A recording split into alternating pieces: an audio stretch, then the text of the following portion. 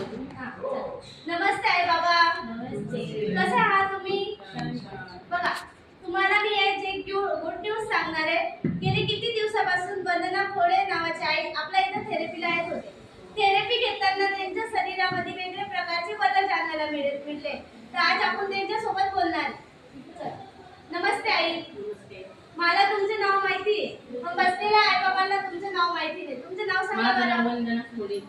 ताई, थेरपी घेताना किती दिवस झाले तुम्हाला? या 10-12 दिवसामध्ये तुम्हाला काय फरक पडलेला आहे? मला फरक असा पडला का रात्रीचं झोप येत नव्हतं, कंबरीत कमी खायचं, पायाशी मुंग्या यायच्या हातापायांना. त्याच्यात थोडा काही बराच फरक पडला. झोपही निवांत लागत. या थेरपी घेण्याच्या अगोदर कोणते त्रास होते तुम्हाला? कंबर दुखायचं, सांधे वात, हातापायाला मुंग्या यायच्या, गुडघा दुखतोय, एक हात बरंच होतं. आता तरी थोडं होतो, पण त्यात अजिबातच काय उचलू सुद्धा शकत नव्हते. आता काय उचलायचं म्हणलं झाडू नव्हतं मागते, पोळी नाही लाटायची.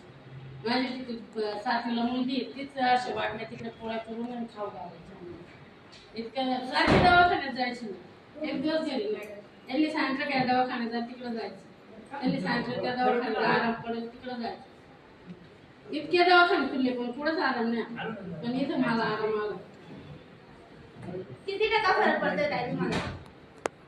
काय 1 रुपयातून 12ने म्हटलं तरी चालेल माझ्यासाठी. मला मेन म्हणजे झोपच लागत नव्हती. रात्र बसून राहायची. बिलकुल झोपच येत नव्हती. पण इथे यायला लागले ना 2-4 दिवस मला नाही काय जाणवलं, पण नंतर निवांत झोप यायला लागली, व्यवस्थित वाटायला लागलं. म्हणून मी आता एका दिवस घरी नाही राहत. तुम्ही पण राहू नका, रोज येत. बसलेल्या आई बाबाला काय माहिती देणार तुम्ही? रोजच या, थेरपी घ्या, तुम्हाला पण आराम पडेल. समाधानी आहात काय तुम्ही? मी समाधानी. थँक्यू आई.